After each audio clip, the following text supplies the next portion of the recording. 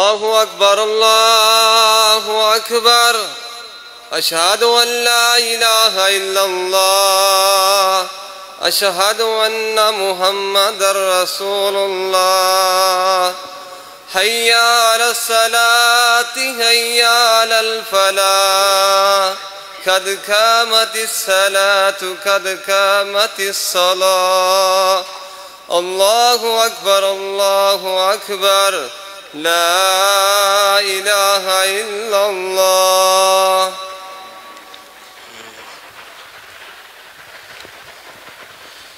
مل جائے پاؤں کے ساتھ پاؤں اور کندھے کے ساتھ کندھا ملا لیں.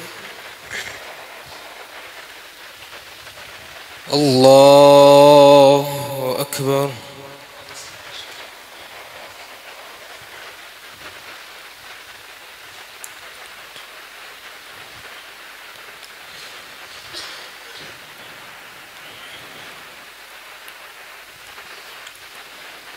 الحمد لله رب العالمين الرحمن الرحيم مالك يوم الدين إياك نعبد وإياك نستعين اهدنا الصراط المستقيم صراط الذين أنعمت عليهم غير المغضوب عليهم ولا الضالين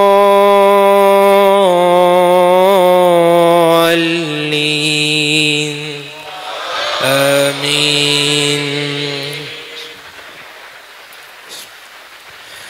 عما يتساءلون عن النبأ العظيم الذي هم فيه مختلفون كلا سيعلمون ثم كلا سيعلمون ألم نجعل الأرض مهادا والجبال أوتادا وخلقناكم أزواجا وجعلنا نومكم سباتا وجعلنا الليل لباسا وجعلنا النهار معاشا وبنينا فوقكم سبعا شدادا وجعلنا سراجا وهاجا وأنزلنا من المعصرات ماء ثجاجا لنخرج به حبا ونباتا وجنات ألفافا إن يوم الفصل كان ميقاتا يوم ينفخ في الصور فتأتون أفواجا وفتحت السماء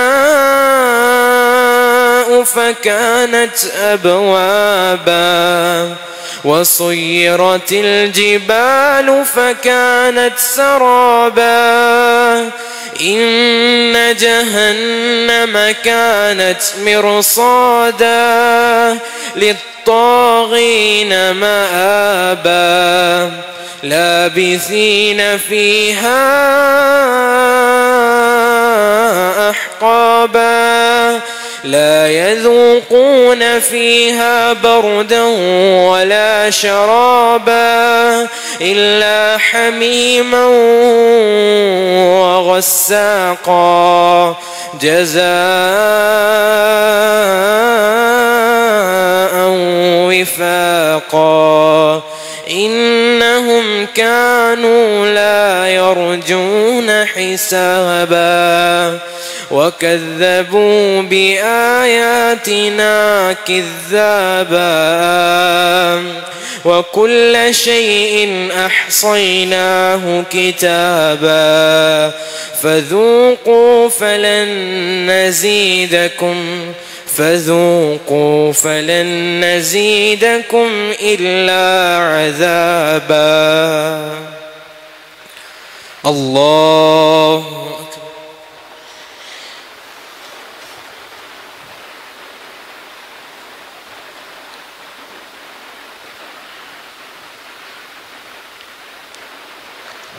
سمع الله لمن حمده. الله أكبر.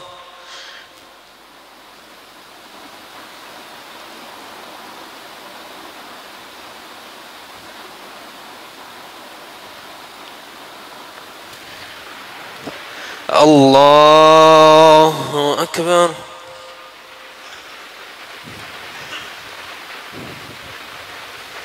الله أكبر.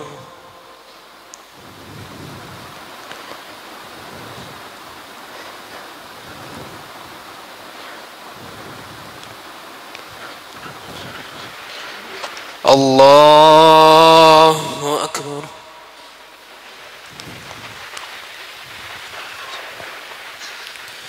الحمد لله رب العالمين الرحمن الرحيم مالك يوم الدين إياك نعبد وإياك نستعين اهدنا الصراط المستقيم صراط الذين أنعمت عليهم غير المغضوب عليهم ولا الضالين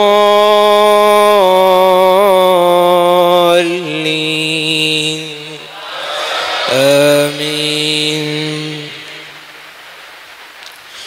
إن للمتقين مفازا حدائق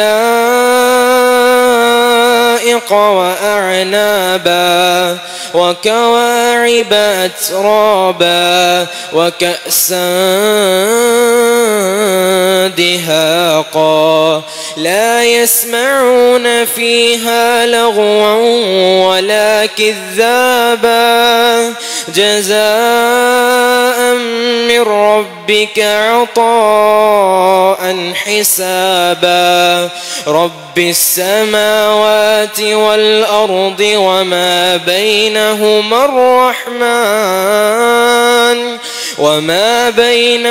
الرحمن لا يملكون منه خطابا. يوم يقوم الروح والملائكة صفا لا يتكلمون إلا من أذن له الرحمن وقال صوابا. ذلك اليوم الحق فمن شاء اتخذ إلى ربه مآبا. إنا أنذرناكم عذابا قريبا يوم ينظر المرء ما قدمت يداه ويقول الكافر يا ليتني كنت ترابا. الله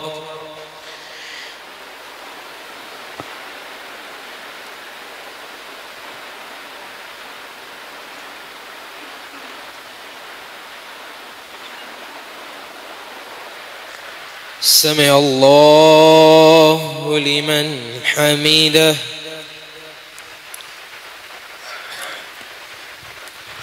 الله أكبر.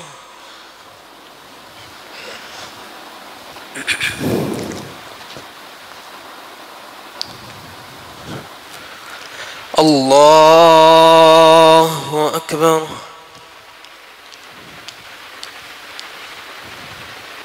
الله أكبر.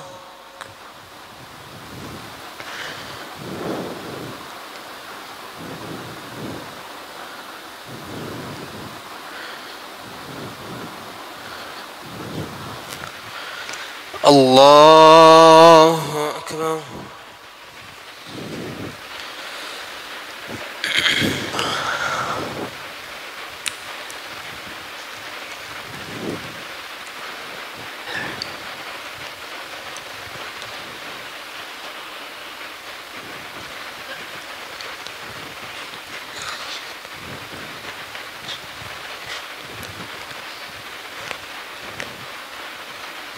الله أكبر.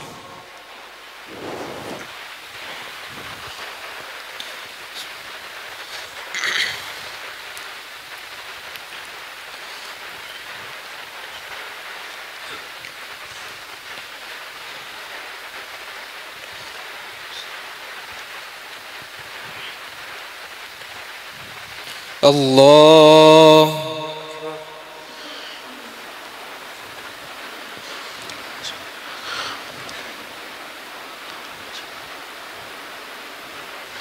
سمع الله لمن حمده. الله أكبر.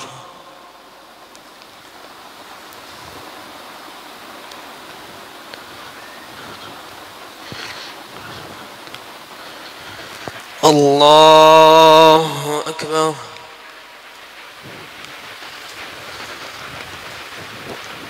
الله أكبر.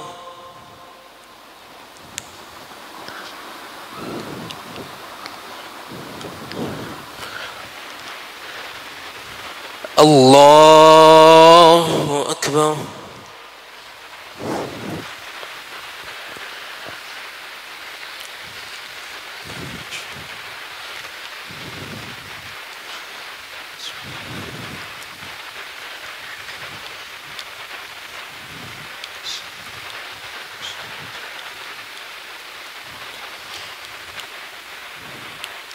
الله أكبر.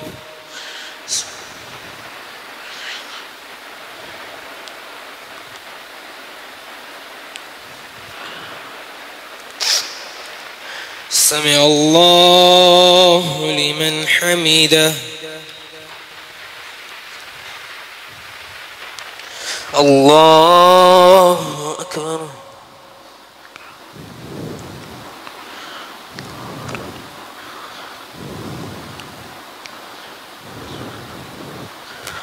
الله أكبر.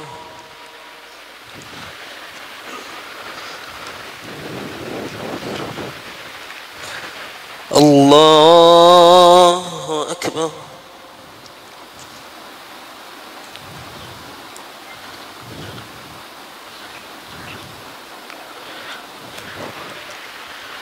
الله أكبر.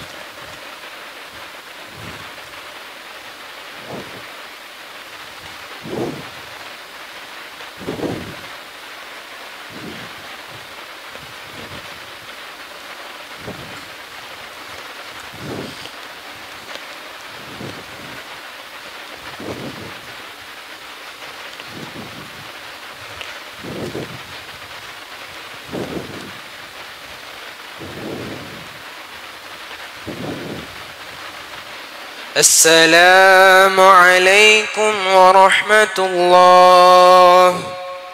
السلام عليكم ورحمة الله. الله أكبر. استغفر الله. استغفر الله.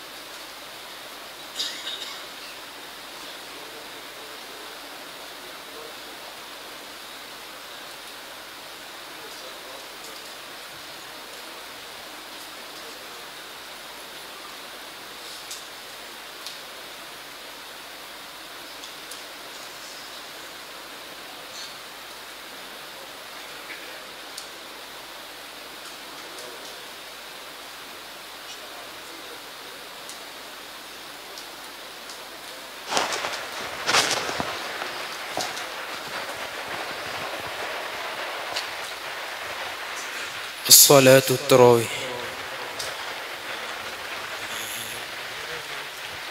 الله أكبر.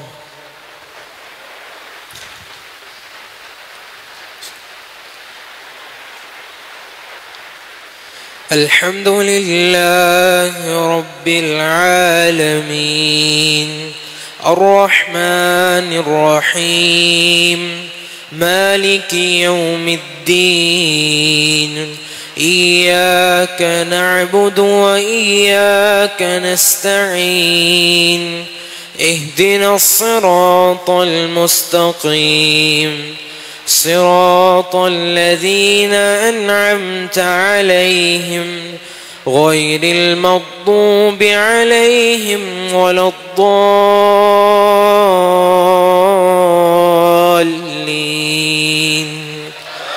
آمين.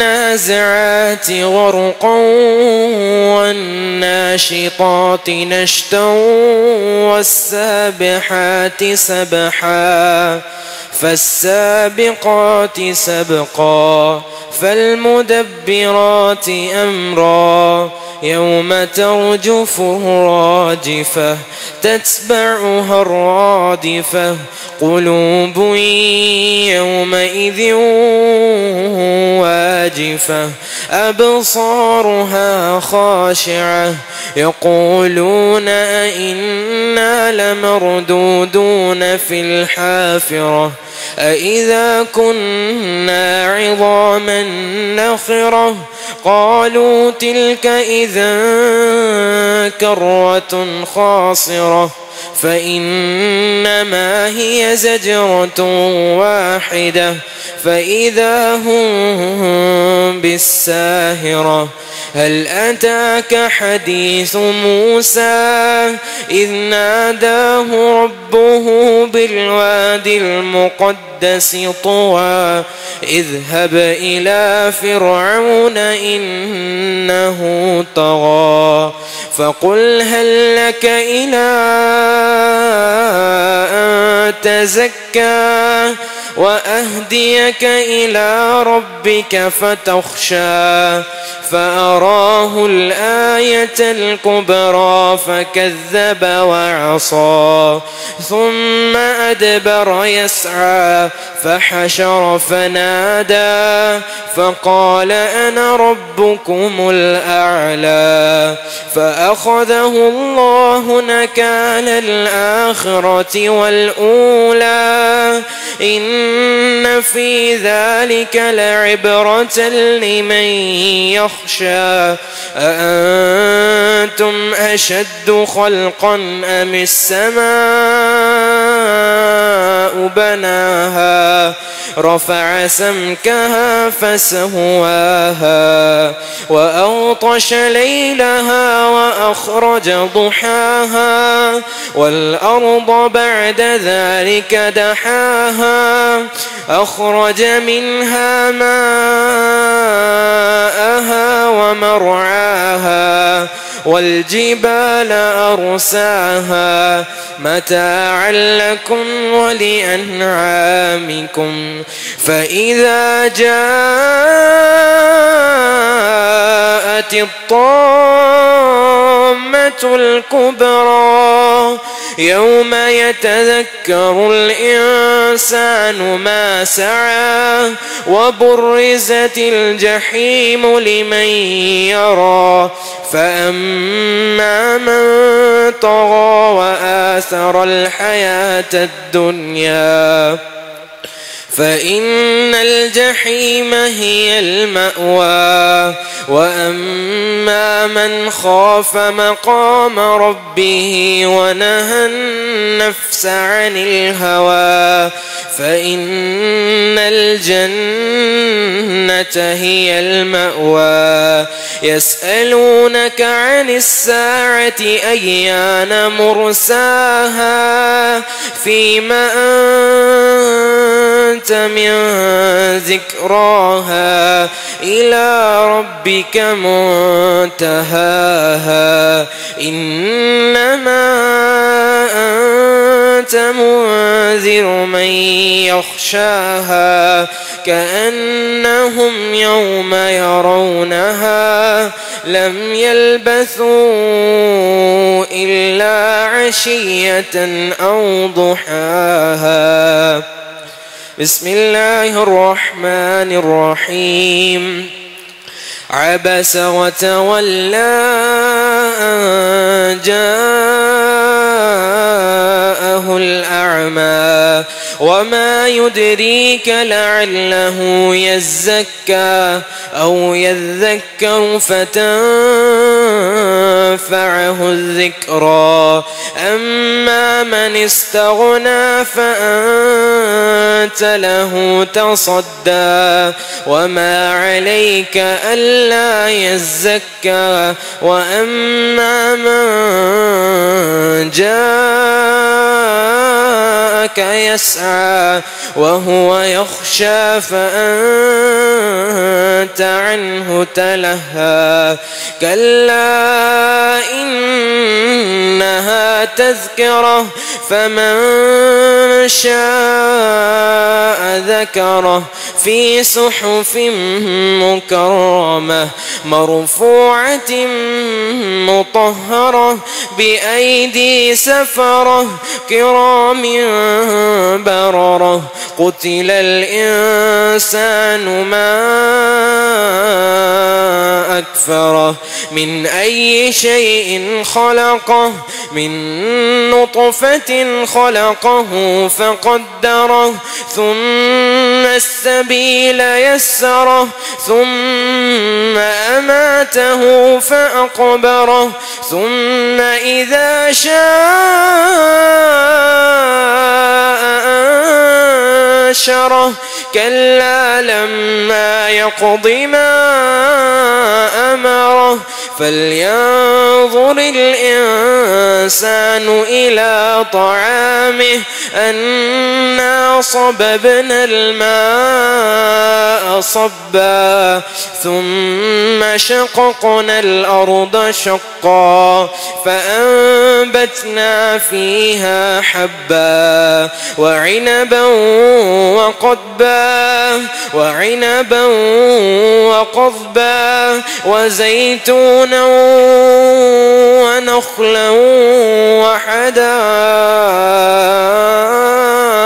غلبا وفاكهة وأبا متاعا لكم ولأنعامكم. فإذا جاءت الصاخة يوم يفر المرء من أخيه وأمه وأبيه وصاحبته وبنيه لكل امرئ منهم يومئذ شأن يغنيه. وجوه يومئذ مسفرة ضاحكة مستبشرة ووجوه يومئذ عليها غبرة ترهقها قترة. أولئك هم الكفرة الفجرة. بسم الله الرحمن الرحيم. إذا الشمس كورت وإذا النجوم انكدرت وإذا الجبال سيرت وإذا العشار عطلت وإذا الوحوش حشرت وإذا البحار سجرت وإذا النفوس زوجت وإذا الموءودة سئلت بأي ذنب قتلت وإذا الصحف نشرت وإذا السماء كشطت وإذا الجحيم سعرت وإذا الجنة أزلفت علمت نفس ما أحضرت. فلا أقسم بالخنس الجوار الكنس والليل إذا عسعس والصبح إذا تنفس إنه لقول رسول كريم ذي قوة عند ذي العرش مكين مطاع ثم أمين وما صاحبكم بمجنون ولقد رآه بالأفق المبين وما هو على الغيب بضنين وما هو بقول شيطان رجيم فأين تذهبون إن هو إلا ذكر للعالمين لمن شاء منكم أن يستقيم وما تشاءون إلا أن يشاء الله رب العالمين. الله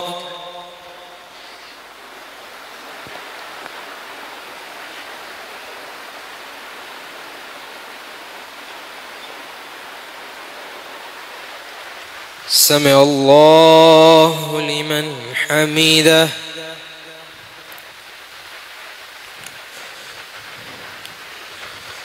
الله أكبر.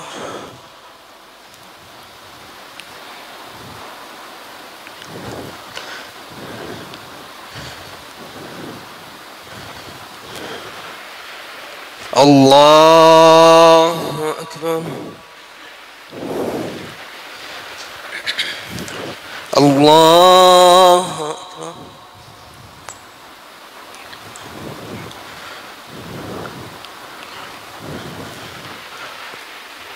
الله أكبر.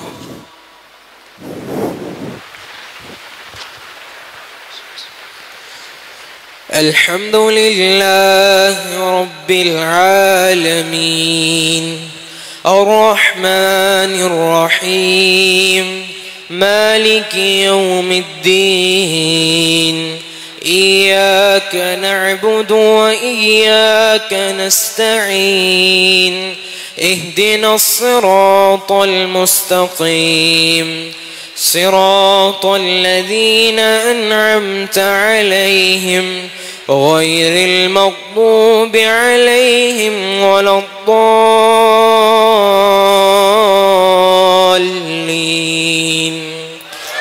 آمين. إذا السماء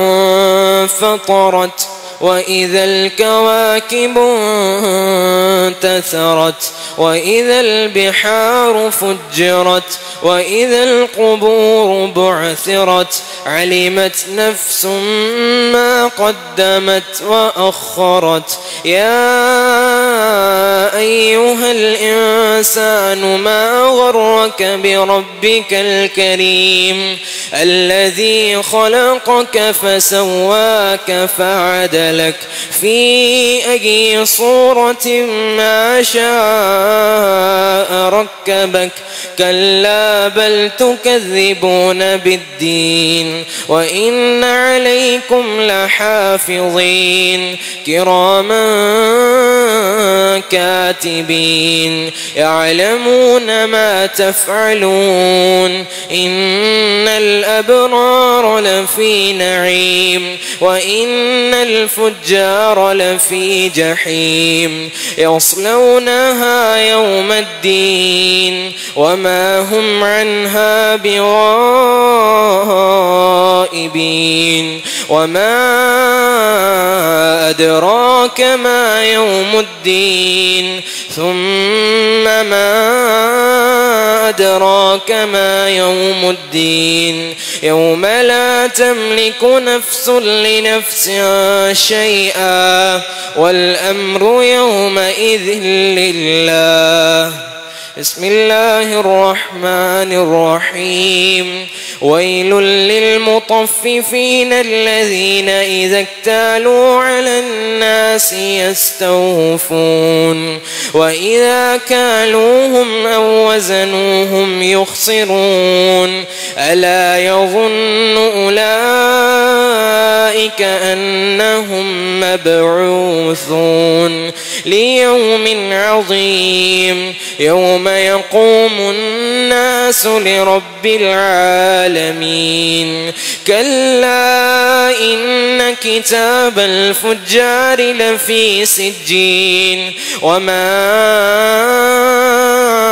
أدراك ما سجين كتاب مرقوم. ويل يومئذ للمكذبين الذين يكذبون بيوم الدين وما يكذب به إلا كل معتد أثيم. إذا تتلى عليه آياتنا قال أساطير الأولين. كلا بل ران على قلوبهم ما كانوا يكسبون. كلا إنهم عن ربهم يومئذ لمحجوبون. ثم إنهم لصالو الجحيم. ثم يقال هذا الذي كنتم به تكذبون. كلا إن كتاب الأبرار لفي عليين وما أدراك ما عليون. كتاب مرقوم يشهده المقربون. إن الأبرار لفي نعيم على الأرائك ينظرون تعرف في وجوههم نظرة النعيم. يسقون من رحيق مختوم ختامه مسك وفي ذلك فليتنافس المتنافسون. ومزاجه من تسنيم. عينا يشرب بها المقربون. إن الذين أجرموا كانوا من الذين آمنوا يضحكون وإذا مروا بهم يتغامزون.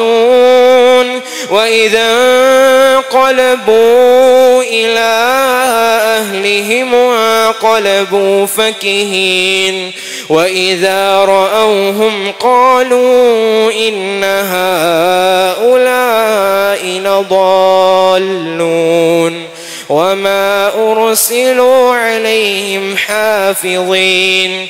فاليوم الذين آمنوا من الكفار يضحكون على الأرائك ينظرون هل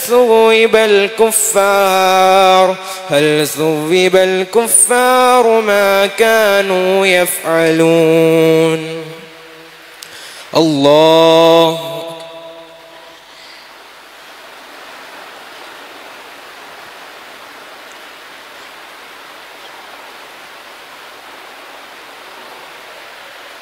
سمع الله لمن حمده. الله أكبر.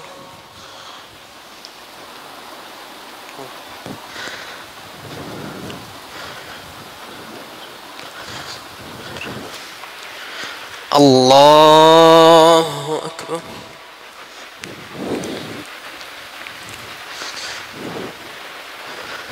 الله أكبر.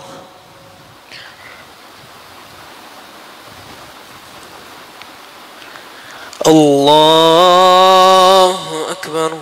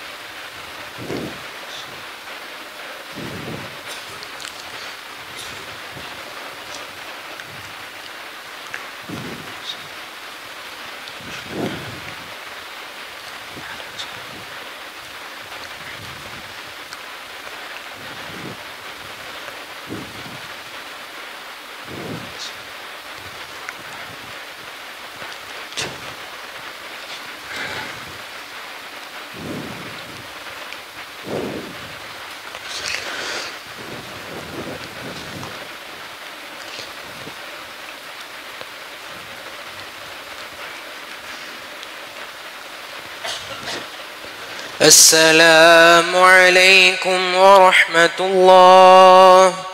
السلام علیکم ورحمۃ اللہ. اللہ اکبر.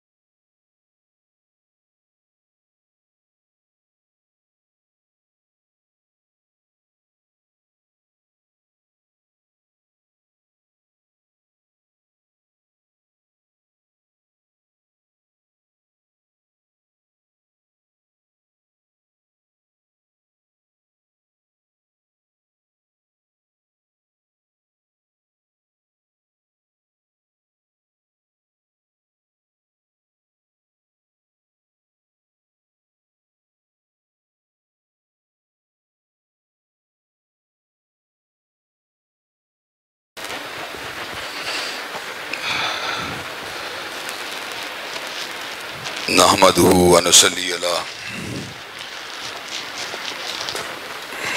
ٹھیک ہے نحمدہ ونصلی علی رسولہ الکریم. بسم اللہ الرحمن الرحیم. وما خلقت الجن والانس الا لیعبدون. حضرات گرامی قدر، دنیا کے اندر بعض مقامات ایسے ہوتے ہیں اور بعض اوقات ایسے ہوتے ہیں جو انسان کو اس کے مقصد تخلیق کی یاد کو تازہ کروانے کے اندر بہت ہی زیادہ مددگار ہوتے ہیں. ان ایام میں رمضان المبارک کے ایام سر فہرست ہیں. اس کے علاوہ بھی ایام ذی الحجہ، اسی طرح عاشورے کا دن، اسی طرح بہت سے اور دن بھی ایسے ہوتے ہیں جن میں انسان اللہ تبارک و تعالیٰ کے ساتھ تعلق کو استوار کرنے کے لیے اپنے آپ کو مستعد، ہوشیار اور تیار کرتا ہے. ہر ہفتے میں اللہ تبارک و تعالیٰ نے جمعے کا ایک دن ایسا رکھا ہے جب انسان نماز جمعہ کے لیے جمع ہوتے ہیں، درس قرآن کو سنتے ہیں، اپنے مقصد تخلیق کو سمجھنے کی جستجو کرتے ہیں۔ حضرات گرامی قدر، یہ سوال بہت ہی توجہ طلب ہے کہ اللہ تبارک و تعالیٰ نے انسانوں کو کیوں بنایا ہے۔ عام طور پہ لوگ جبلی تقاضوں کو پورا کرنا، بینک بیلنس کو جمع کر لینا، ایک اچھے گھر کو بنا لینا، اپنی مرضی کا کھانا پینا کھا لینا، اس کو اپنے لیے باعث کامیابی سمجھتے ہیں۔ حضرات گرامی قدر، یہ تصور زندگی گزارنے کا انتہائی ناقص، تشنا اور ناتمام تصور ہے۔ اللہ تبارک و تعالیٰ نے کافروں اور منکروں کے حوالے سے یہ بات ارشاد فرمائی ہے، وَالَّذِينَ كَفَرُوا يَتَمَتَّعُونَ وَيَأْكُلُونَ كَمَا تَأْكُلُ الْأَنْعَامُ وَالنَّارُ مَثْوًى لَهُمْ، بے شک کافروں کا کھانا پینا اور ان کا رہن سہن جانوروں کی مانند ہے، اور اللہ تبارک و تعالیٰ نے ان کے لیے جہنم کے دہکتے ہوئے انگاروں کو تیار کر دیا ہے۔ جانور کی زندگی انسان کی زندگی سے کس اعتبار سے جدا ہے؟ جانور بھی کھا رہا ہے، انسان بھی کھا رہا ہے، جانور بھی پی رہا ہے، انسان بھی پی رہا ہے، جانور بھی اپنے لیے ٹھکانے کو بنا رہا ہے، گھونسلے کو بنا رہا ہے، شیلٹر کو بنا رہا ہے، انسان بھی اپنے لیے شیلٹر کو بنا رہا ہے، جانور بھی اپنے جبلی تقاضوں کو پورا کر رہا ہے، انسان بھی اپنے جبلی تقاضوں کو پورا کر رہا ہے۔ تو حد فاصل کہاں پر ہے؟ فاصلہ کہاں پر ہے؟ امتیاز کس چیز کا ہے؟ فرق کس چیز کا ہے؟ جب تک ہم اس بات کو نہیں سمجھیں گے معاملات تشنا رہیں گے۔ حضرات گرامی قدر، جانور کو حلال و حرام کی تمیز نہیں ہے، لیکن اللہ تبارک و تعالیٰ نے انسان کو حلال و حرام کی تمیز دی ہے۔ جانور اندھیرے اجالوں کے درمیان فرق نہیں کر سکتا، لیکن اللہ تبارک و تعالیٰ نے انسان کو اندھیرے اجالے کا شعور دیا ہے۔ جانور کی زندگی اسی دنیا میں تمام ہو جائے گی، لیکن اللہ تبارک و تعالیٰ نے کامیاب انسانوں کے لیے خلد بری کو تیار کر دیا ہے۔ جانور کا مقصد اپنے جبلی تقاضوں، خواہشات، ضروریات کو پورا کرنا ہے، جبکہ انسان کی تخلیق کا مقصد کچھ اور ہے۔ اللہ تبارک و تعالیٰ اس حقیقت کو کچھ یوں بیان فرماتے ہیں، وَمَا خَلَقْنَا السَّمَاءَ وَالْأَرْضَ وَمَا بَيْنَهُمَا لَاعِبِينَ، ہم نے زمین و آسمان اور ان کے مابین جو کچھ بھی بنایا ہے کھیل تماشے کے لیے نہیں بنایا۔ لَوْ أَرَدْنَا أَن نَّتَّخِذَ لَهْوًا لَّاتَّخَذْنَاهُ مِن لَّدُنَّا إِن كُنَّا فَاعِلِينَ، اگر ہم نے کھیل ہی کھیلنا ہوتا تو ہم کسی اور طریقے سے بھی یہ کام کر سکتے تھے۔ انسان کو بڑے ہی اعلیٰ اور عرفہ مقصد کے لیے بنایا گیا۔ کس مقصد کے لیے بنایا گیا؟ اس سے پیشتر ایک بات کو آپ حضرات کے گوش گدار کرنا چاہتا ہوں۔ اللہ تبارک و تعالیٰ فرماتے ہیں، هُوَ الَّذِي خَلَقَ لَكُم مَّا فِي الْأَرْضِ جَمِيعًا، زمین و آسمان کے اندر جو کچھ بھی موجود ہے اللہ تبارک و تعالیٰ نے اس کو انسانوں کے لیے بنایا ہے۔ اللہ نے سورج کو انسانوں کے لیے مسخر فرما دیا کہ انسان اپنے وقت کا تعین سورج کی حرکت کے ساتھ کرتا ہے۔ اللہ نے چاند کو انسانوں کے لیے مسخر فرما دیا کہ انسان مہینوں کا تعین چاند کو دیکھ کے کرتا ہے۔ اللہ نے ستاروں کو انسانوں کے لیے مسخر فرما دیا، هُوَ الَّذِي جَعَلَ لَكُمُ النُّجُومَ لِتَهْتَدُوا بِهَا فِي ظُلُمَاتِ الْبَرِّ وَالْبَحْرِ، کہ انسان ان ستاروں کی وجہ سے اپنی سمتوں کا تعین کرتا ہے۔ حضرات گرامی قدر، جب سب کچھ انسان کے لیے بنایا گیا تو حضرت انسان کو کیوں بنایا گیا؟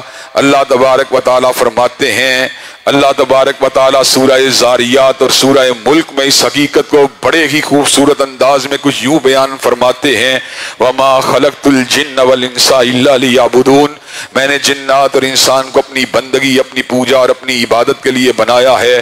الَّذِي خَلَقَ الْمَوْتَ وَالْحَيَاةَ لِيَبْلُوَكُمْ أَيُّكُمْ أَحْسَنُ عَمَلًا، اللہ نے انسان کی زندگی اور موت کے اس نیٹ ورک کو اس لیے بنایا ہے کہ اللہ تبارک و تعالیٰ جانچنا چاہتے ہیں احسن عمل کون کرتا ہے۔ حضرات گرامی قدر، احسن عمل کی دو شرائط ہوتی ہیں۔ ایک شرط یہ ہوتی ہے کہ یہ عمل خالصتاً اللہ تبارک و تعالیٰ کی رضا کے لیے ہو۔ جو جو عمل غیر اللہ کے لیے ہے وہ ناکامی اور نامرادی کی علامت ہے. جو عمل جو ہے بظاہر تو اللہ کے لیے ہے لیکن اس کے اندر ریاکاری کا شائبہ موجود ہے, اس کے اندر دکھلاوے کا شائبہ موجود ہے, وہ عمل بھی مسترد ہے, وہ عمل بھی انسان کی ناکامی اور نامرادی کی علامت ہے. چنانچہ کل قیامت کے دن جب جہنم کی آگ کو بھڑکایا جائے گا تو اس جہنم کے اندر جہاں بڑے بڑے مجرموں کو ڈالا جائے گا وہاں پر قرآن مجید کے قاری کو اور ایک مجاہد کو اور ایک صحیح کو فقط اس لیے ڈال دیا جائے گا کہ ان کے اعمال تھے بظاہر تو رضا الہی کے لیے تھے لیکن نیت جو تھی وہ انسانوں کو دکھلانے کی تھی. وہ یہ چاہتے تھے کہ ان کو شہرت مل جائے, ان کا نام ہو جائے, تو فقط قیل کی وجہ سے ان کو جہنم کے دہکتے ہوئے انگاروں میں ڈال دیا جائے گا. احسن عمل کی پہلی شرط یہ ہے کہ یہ عمل جو ہے خالصتاً اللہ تبارک و تعالیٰ کی رضا کے لیے ہونا چاہیے. اور احسن عمل کی دوسری شرط یہ ہے کہ اس کو سیدنا مصطفیٰ علیہ السلام کے طریقہ کار کے مطابق ہونا چاہیے. حضرات گرامی قدر, اپنی دانش کے اندر تو یہودی بھی جنت کے حصول کے لیے کوشاں ہے, اپنی دانش کے اندر عیسائی بھی جنت کے حصول کے لیے کوشاں ہے, اپنی دانش کے اندر ہندو بھی جنت کا حصول چاہتا ہے, اپنی دانش کے اندر بدھ مذہب کا پیروکار بھی جنت کا حصول چاہتا ہے, اپنی دانش کے اندر آتش پرست بھی جنت کا حصول چاہتا ہے. مگر جنت آتش پرست کو نہیں مل سکتی, ہندو کو نہیں مل سکتی, یہودی کو نہیں مل سکتی, عیسائی کو نہیں مل سکتی. کیوں نہیں مل سکتی؟ کہ ان کے اعمال سیدنا مصطفیٰ علیہ السلام کے طریقہ کار کے مطابق نہیں ہیں. چنانچہ پروردگار عالم نے اس امر کا اعلان فرما دیا, وَمَن يَبْتَغِي غَيْرَ الْإِسْلَامِ دِينًا فَلَن يُقْبَلَ مِنْهُ وَهُوَ فِي الْآخِرَةِ مِنَ الْخَاسِرِينَ. جو اسلام کو چھوڑے گا یہودیت کو پکڑے گا, جو اسلام کو چھوڑے گا ہندو مذہب کو پکڑے گا, جو اسلام کو چھوڑے گا نصرانیت کو پکڑے گا, جو اسلام کو چھوڑے گا مرزائیت کو پکڑے گا, جو اسلام کو چھوڑے گا بابیت بہائیت کو پکڑے گا, جو اسلام کو چھوڑے گا جین مذہب کو پکڑے گا, فَلَن يُقْبَلَ مِنْهُ وَهُوَ فِي الْآخِرَةِ مِنَ الْخَاسِرِينَ. اللہ اس کے دین کو قبول نہیں کریں گے. دین اللہ کے نزدیک کائنات میں فقط ایک ہے, ان الدین عند اللہ الاسلام. اللہ فقط دین اسلام کو مانتا ہے. دین اسلام کب مکمل ہوا؟ الیوم اکملت لکم دینکم واتممت علیکم نعمتی ورضیت لکم الاسلام دینا. دین آج سے 25 برس قبل مکمل نہیں ہوا, 50 برس قبل مکمل نہیں ہوا, 100 برس قبل مکمل نہیں ہوا, 200 سال قبل مکمل نہیں ہوا. دین مکمل ہوا حضرت رسول اللہ کے ہین حیات ہی اللہ تبارک و تعالیٰ نے وحی کو بھی تمام فرما دیا, دین کو بھی تمام فرما دیا, شریعت کو بھی تمام فرما دیا, عقائد کے معاملات کو بھی, عبادات کے معاملات کو بھی, اخلاقیات کے معاملات کو بھی انسانوں کے اوپر ہر اعتبار سے واضح فرما دیا. مقصد تحلیق کو واضح فرما دیا. حضرات گرامی قدر خوشی کے انداز کو متعین فرما دیا, غم کے انداز کو متعین فرما دیا, بود و باش کو متعین فرما دیا, حلی لباس کو متعین فرما دیا, تجارت کے انداز کو متعین فرما دیا, حکمرانی کے انداز کو متعین فرما دیا. اور اس امر کا اعلان فرما دیا, یاسین والقرآن الحکیم انک لمن المرسلین علی صراط مستقیم. حکمت والے قرآن کی قسم ہے, محمد علیہ السلام آپ رسولوں میں سے ہیں اور آپ ہی کا راستہ سیدھا راستہ ہے. وَإِنَّكَ لَتَدْعُوهُمْ إِلَىٰ صِرَاطٍ مُسْتَقِيمٍ. آپ نے جب بھی دعوت دی ہے صراط مستقیم کی دعوت دی ہے. وَإِنَّكَ لَتَهْدِي إِلَىٰ صِرَاطٍ مستقیم. آپ نے جب بھی رہنمائی کی ہے صراط مستقیم کی رہنمائی کی ہے. حضرات گرامی قدر, حضرت رسول اللہ صلی اللہ علیہ وسلم کا انسانیت پہ سب سے بڑا احسان ہے. انسانیت بھٹک رہی تھی, حضرت رسول اللہ نے صلی اللہ علیہ وسلم انسانیت کو سیدھے راستے کے اوپر چلا دیا. انسانیت منزل سے محروم تھی, حضرت رسول اللہ نے ان کو منزل کا پتہ بتلا دیا. انسان اپنے رب سے دور تھی, حضرت رسول اللہ نے ان کو انسانیت کے تمام طبقات کو اللہ وحدہ لا شریک لہ کے آستانے کے اوپر جھکا دیا. حضرات گرامی قدر, اپنے تو اپنے تھے, غیروں کو بھی یہ بات کہنا پڑی, کس نے ذروں کو اٹھایا اور صحرا کر دیا, کس نے قطروں کو ملایا اور دریا کر دیا, اور ایک عرب نے آدمی کا بول بالا کر دیا. آدمیت کا سما, آدمیت کا غرض یہ کہ آدمیت کا سما مہیا کر دیا, اور ایک عرب نے آدمی کا بول بالا کر دیا. حضرات گرامی قدر, چنانچہ ہم یہ بات کہنے میں حق بجانب ہیں, ہمیں شریعت کے اعتبار سے کسی تشنگی کا احساس نہیں, کسی کمی کا احساس نہیں, کسی خلا کا, کسی فلاح کا احساس نہیں. حضرات گرامی قدر, عبادات کے طریقے, اللہ تبارک و تعالیٰ کی قربت کے طریقے حضرت رسول اللہ نے متعین فرما دیے. اعمال صالحہ کا پتہ بتلا دیا، حضرات گرامی قدر ذکر اذکار کا پتہ بتلا دیا، تلاوت قرآن مجید کا پتہ بتلا دیا، رمضان کے روزوں کا پتہ بتلا دیا، زکوٰۃ و خیرات کا پتہ بتلا دیا، جہاد فی سبیل اللہ کا پتہ بتلا دیا، دعا کا پتہ بتلا دیا۔ حضرات گرامی قدر رمضان کا مہینہ اس اعتبار سے ایک بہت بڑی اپرچونٹی کا مہینہ ہے، اللہ تبارک و تعالیٰ نے اس کے اندر بے تحاشا عبادات کو جمع فرما دیا، روزے کو جمع فرما دیا، قیام اللیل کو جمع فرما دیا، انفاق فی سبیل اللہ کو جمع فرما دیا، ذکر اذکار کو جمع فرما دیا، دروس قرآن کو جمع فرما دیا، اعتکاف کو جمع فرما دیا، لیلۃ القدر کی جستجو کو جمع فرما دیا۔ حضرات گرامی قدر گویا کہ اگر یہ بات کہی جائے تو یہ بات بالکل حقیقت ہے کہ اللہ تبارک و تعالیٰ نے اس مہینے کے اندر انسان کے دلوں کے روگ کو دور کرنے کے لیے، ان کے زنگ کو دور کرنے کے لیے، ان کی آلائشوں کو دور کرنے کے لیے، ان کے تردد کو دور کرنے کے لیے، ان کے شکوک و شبہات کو دور کرنے کے لیے، ان کی تشنگی کو دور کرنے کے لیے، روحوں کی اداسیوں کو دور کرنے کے لیے، سینوں کی ویرانیوں کو دور کرنے کے لیے، دلوں کے اضطراب کو دور کرنے کے لیے، دماغوں کی بے چینیوں کو دور کرنے کے لیے، تمام کے تمام اللہ تبارک و تعالیٰ نے احسن اعمال کی رہنمائی اس مہینے کے حوالے سے فرما دی۔ حضرات گرامی قدر اب ہماری ذمہ داری کیا بنتی ہے؟ ہماری ذمہ داری یہ بنتی ہے کہ رمضان کے درس کو باقی پوری کی پوری زندگی کے اندر امپلیمنٹ کرنے کی کوشش کریں۔ حضرات گرامی قدر ایک طبیب ہے جو طبیہ کالج سے پڑھ کے آیا ہے، ایک ڈاکٹر ہے جو کنگ ایڈورڈ میڈیکل کالج سے پڑھ کے آیا ہے، جب وہ فیلڈ میں نکلتا ہے تو اس کے بعد اس کی پریکٹس کو دیکھ کر، اس کے طریقہ علاج کو دیکھ کر، اس کی مریضوں کے ساتھ ڈیلنگ کو دیکھ کر لوگ اس بات کو سمجھ جاتے ہیں بڑا ہی کمپیٹنٹ ڈاکٹر ہے، بڑا ہی زبردست ڈاکٹر ہے۔ حضرات گرامی قدر اسی طرح جو رمضان المبارک کے مہینے سے باہر نکلنے کے بعد اپنے اعمال کا تحفظ کرتا ہے، اپنے ایمان کا تحفظ کرتا ہے، حضرات گرامی قدر وہی حقیقی معنوں میں کامیاب اور کامران ہو جاتا ہے۔ حضرات گرامی قدر رمضان المبارک آیا، شہوات کو دبانے کا پیغام لے کے آیا، شریک زندگی جس کے ساتھ تعلق حلال تھا اس کو بھی عارضی طور پہ اللہ کے حکم پہ حرام کر دیا، کھانے کو روکنے کا پیغام لے کے آیا، کھانا حلال تھا لیکن اللہ تعالیٰ کے حکم کے اوپر اس کو بھی چھوڑ دیا، پینا حلال تھا لیکن اللہ تعالیٰ کے حکم کے اوپر اس کو بھی ترک کر دیا۔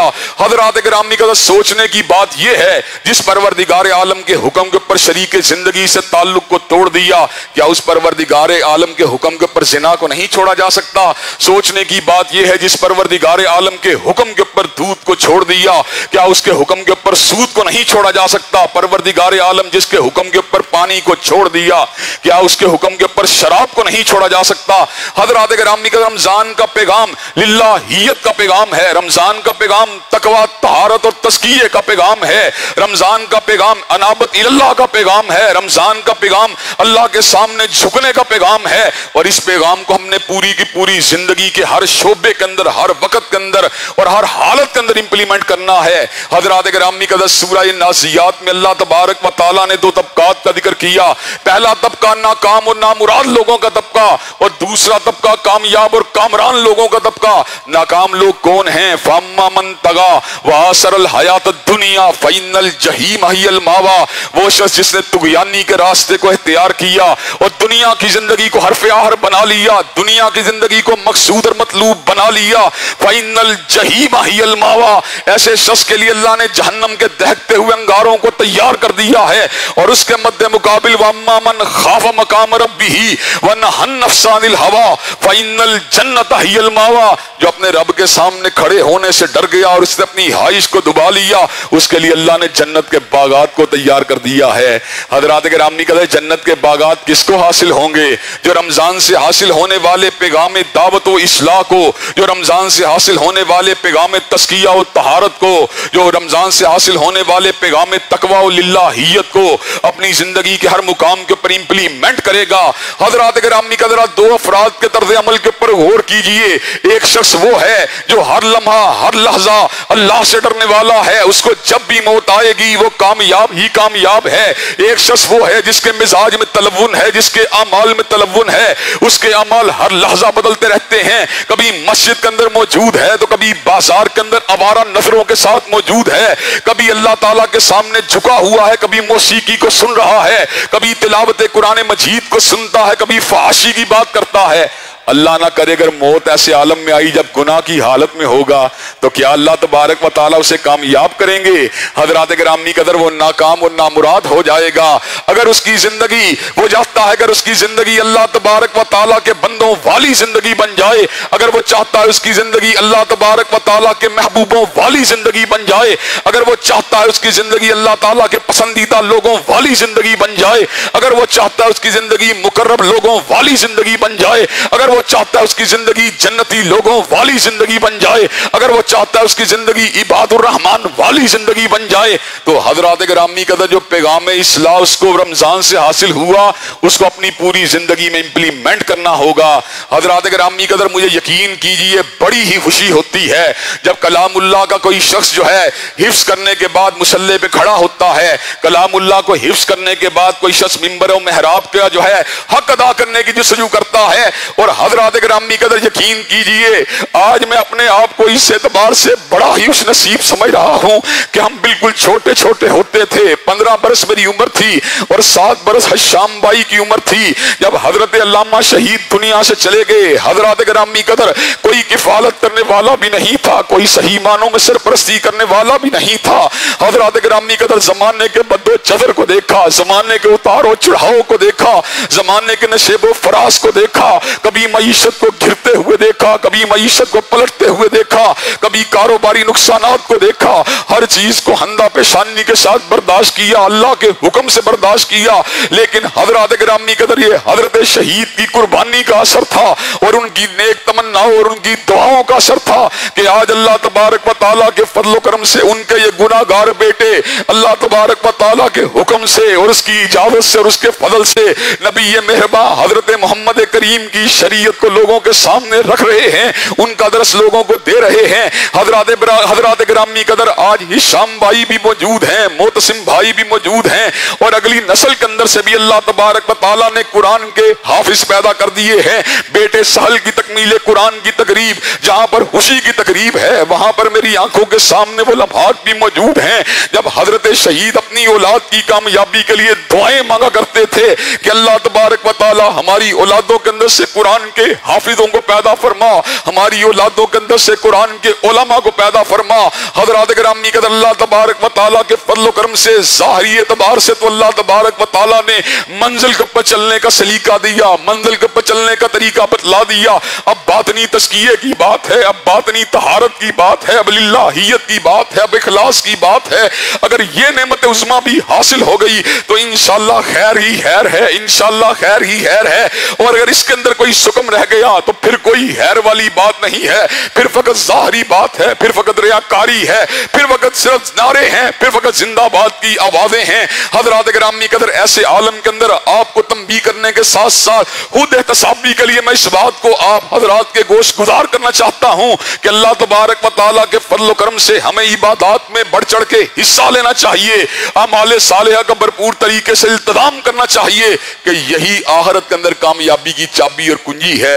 اللہ تبارک و تعالیٰ نے اس امر کا اعلان فرما دیا، انی لا اضیع عمل عامل منکم من ذکر او انثی، میں کسی عمل کرنے والے کے عمل کو ضائع نہیں کرتا۔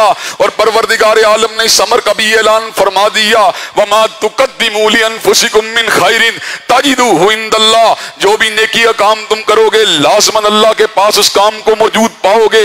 حضرات گرامی قدر دنیا والے خلوص سے کی ہوئی محبت کو، خلوص والے پیار کو، خلوص والے تحفے کو نظر انداز کر سکتے ہیں، لیکن پروردگار عالم رات کو سوئے ہوئے اپنے بندے کے کروٹ بدلنے کے دوران کہے ہوئے اللہ اکبر کو بھی کبھی ضائع نہیں کرتے۔ حضرات گرامی قدر وہ انسان کی تنہائیوں کے بھی شاہد ہیں، انسان کی جلوت و خلوتوں کے بھی شاہد ہیں۔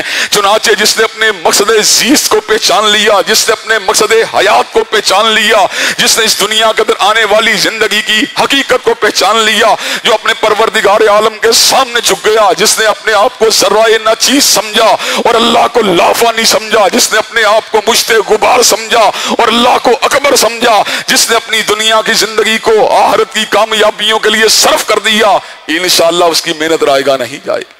انشاءاللہ اللہ تبارک و تعالیٰ کسی کی محنت کو ضائع نہیں کریں گے۔ حضرات گرامی قدر نیکیوں کا سیزن تھا، آپ قرآن سنتے رہے، الحمدللہ آج تکمیل قرآن کے لمحات بھی مکمل ہونے والے ہیں۔ میں ایسے عالم کے اندر بیٹے سہل کے لیے بھی دعا گو ہوں۔ ساتھ دوسرے قاری صاحب کون تھے؟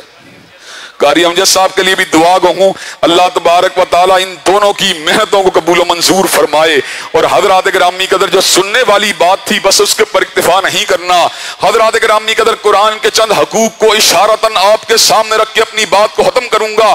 قرآن کا پہلا حق یہ ہے اس کے پر مستحکم ایمان ہونا چاہیے، دوسرا حق یہ ہے کہ اس کی تلاوت ہونی چاہیے، تیسرا حق یہ ہے اس کے پر تدبر ہونا چاہیے، چوتھا حق یہ ہے اس پہ عمل ہونا چاہیے، پانچواں حق یہ ہے اس کی تبلیغ ہونی چاہیے، اور چھٹا حق یہ ہے زمانے میں اس کے قیام کی جستجو ہونی چاہیے۔ حضرات گرامی قدر، اور میں آپ کو اللہ وجل بصیر رمضان کی 29ویں رات کو یہ بات بتلا دینا چاہتا ہوں، ہم نے اپنے ملک کے اندر سارے نظام آزما لیے ہیں، خان صاحب کو بھی دیکھا، میاں صاحب کو بھی دیکھا، زرداری کو بھی دیکھا، امن نہیں ملا، سکون نہیں ملا، چین نہیں ملا۔ ہم سمجھتے ہیں شاید ان کے آنے سے، فلاں کے آنے سے معیشت سنور جائے گی، فلاں کے آنے سے معیشت سنور جائے گی، جبکہ اللہ تبارک و تعالیٰ نے معیشت کی کنجی بھی کتاب و سنت کے نفاذ میں رکھی ہے، معیشت کی بحالی کی چابی بھی کتاب و سنت کے نفاذ میں ہے۔ اللہ تبارک و تعالیٰ اعلان فرماتے ہیں وَلَوْ أَنَّهُمْ مَقَامُ التَّوْرَاةَ وَالْإِنْجِيلَ وَمَا أُنزِلَ إِلَيْهِمْ مِنْ رَبِّهِمْ لَأَكَلُوا مِنْ فَوْقِهِمْ وَمِنْ تَحْتِ أَرْجُلِهِمْ، اگر وہ تورات اور انجیل اور ان کے بعد قرآن کو قائم کر دیں، اللہ اوپر سے بھی رزق دے گا، زمین سے بھی رزق دے گا۔ حضرات گرامی قدر، تو مجھے یہ بات بتلائیے جہاں پر قرآن مجید کو سننے سنانے والی بات ہے، جہاں پر تدبر کرنے اور عمل کرنے والی بات ہے، وہاں پر تبلیغ اور قیام کی بات بھی ہونی چاہیے کہ نہیں ہونی چاہیے؟ انشاءاللہ بغیر لاٹھی گولی چلائے، بغیر بارود کو پھینکے، بغیر تشدد کیے، دلیل کی طاقت کے ساتھ، براہین کی قوت کے ساتھ، قلم کی طاقت کے ساتھ اور استدلال کی قوت کے ساتھ اور لوگوں کی ذہن سازی کے ساتھ انشاءاللہ اس ملک میں کتاب و سنت کے نفاذ کی عملی جستجو کر کے چھوڑیں گے انشاءاللہ۔ حضرات گرامی قدر، کیا آپ یہ کام کرنے کے لیے تیار ہیں؟ انشاءاللہ انشاءاللہ شب گریزاں ہوگی آہر جلوہ خورشید سے، اور یہ چمن معمور ہوگا نغمہ توحید سے۔ وآخر دعوانا الحمدللہ رب العالمین۔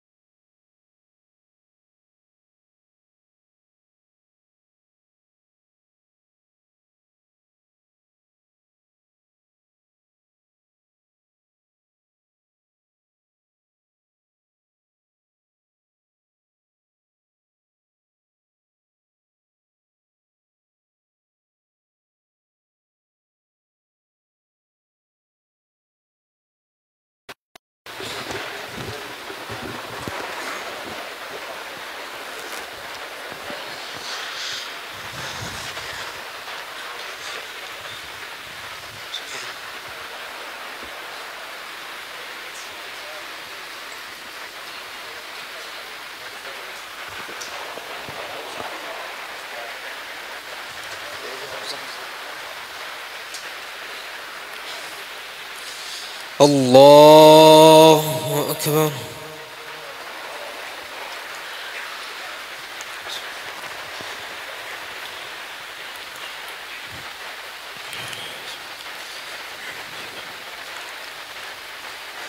الحمد للہ رب العالمین الرحمن الرحیم مالک یوم الدین ایاک نعبد و ایاک نستعین اہدنا الصراط المستقیم صراط الذین انعمت علیہم غیر المغضوب علیہم ولا الضالین الضالين آمين. إذا السماء انشقت وأذنت لربها وحقت وإذا الأرض مدت وألقت ما فيها وتخلت وأذنت لربها وحقت. يا أيها الإنسان إنك كادح إلى ربك قدحا فملاقيه. فأما من أوتي كتابه بيمينه فسوف يحاسب حسابا يسيرا. فأما من أوتي كتابه بيمينه فسوف يحاسب حسابا يسيرا وينقلب إلى أهله مسرورا. وأما من أوتي كتابه وراء ظهره فسوف يدعو ثبورا ويصلى سعيرا. إنه كان في أهله مسرورا. إنه ظن أن لن يحور. بلى إن ربه كان به بصيرا. فلا أقسم بالشفق والليل وما وسق والقمر إذا اتسق لتركبن طبقا عن طبق فما لهم لا يؤمنون. وإذا قرئ عليهم القرآن لا يسجدون. الله أكبر.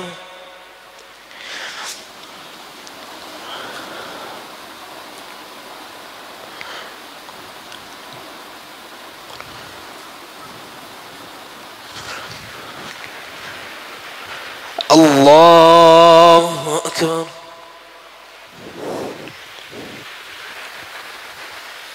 بل الذين كفروا يكذبون والله أعلم بما يوعون. فبشرهم بعذاب أليم إلا الذين آمنوا وعملوا الصالحات لهم أجر غير ممنون. بسم الله الرحمن الرحيم. والسماء ذات البروج واليوم الموعود وشاهد ومشهود. قتل أصحاب الأخدود النار ذات الوقود إذ هم عليها قعود وهم على ما يفعلون بالمؤمنين شهود. وما نقموا منهم إلا أن يؤمنوا بالله العزيز الحميد الذي له ملك السماوات والأرض والله على كل شيء شهيد. إن الذين فتنوا المؤمنين والمؤمنات ثم لم يتوبوا فلهم عذاب جهنم ولهم عذاب الحريق. إن الذين آمنوا وعملوا الصالحات لهم جنات تجري من تحتها الأنهار ذلك الفوز الكبير إن بطش ربك لشديد إنه هو يبدئ ويعيد وهو الغفور الودود ذو العرش المجيد فعال لما يريد هل أتاك حديث الجنود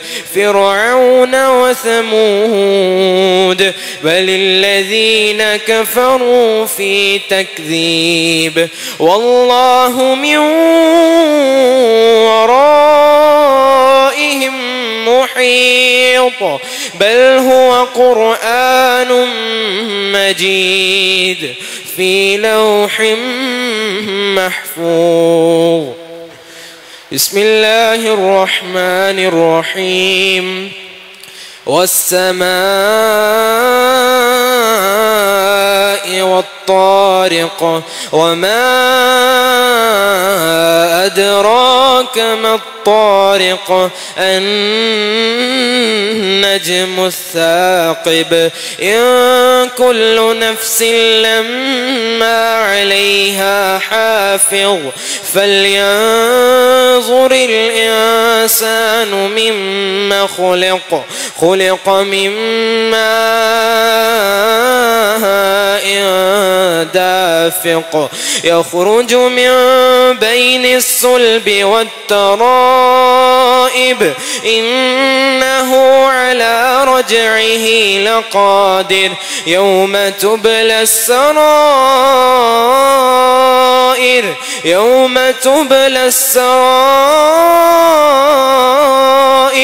فما له من قوة ولا ناصر والسماء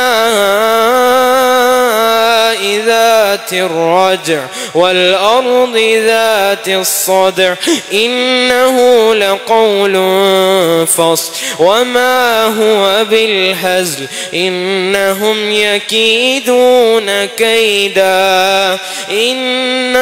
يكيدون كيدا وأكيد كيدا فمهل الكافرين أمهلهم رويدا الله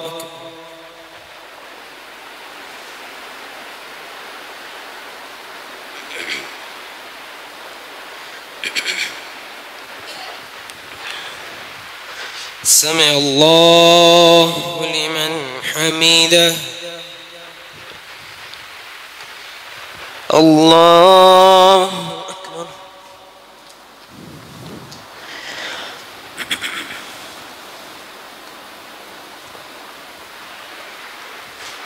الله أكبر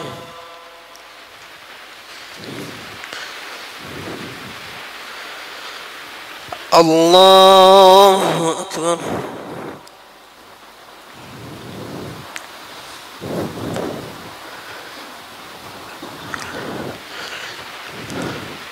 الله أكبر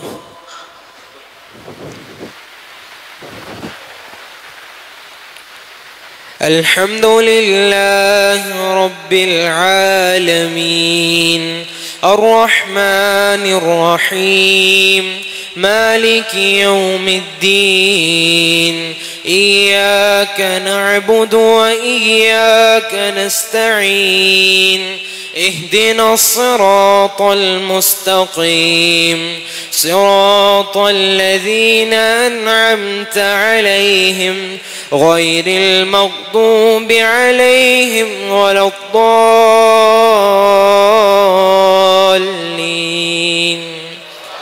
آمين سبح اسم ربك الأعلى الذي خلق فسوى والذي قدر فهدى والذي أخرج المرعى فجعله غثاء أحوى سنقرئك فلا تنسى إلا ما شاء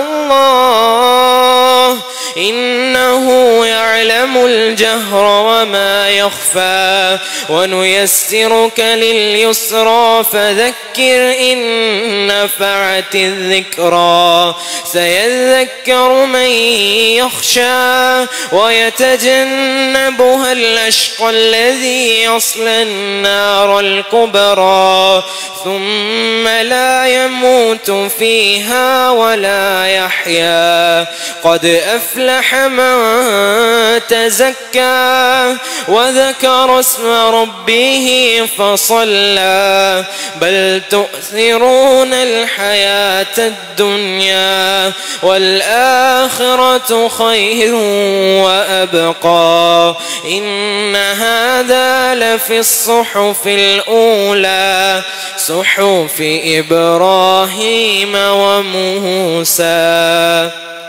بسم الله الرحمن الرحيم. هل أتاك حديث الغاشية وجوه يومئذ خاشعة عاملة ناصبة تصلى نارا حامية تسقى من عين عانية ليس لهم طعام إلا من ضريع لا يسمن ولا يغني من جوع وجوه يومئذ ناعمة لسعيها راضية في جنة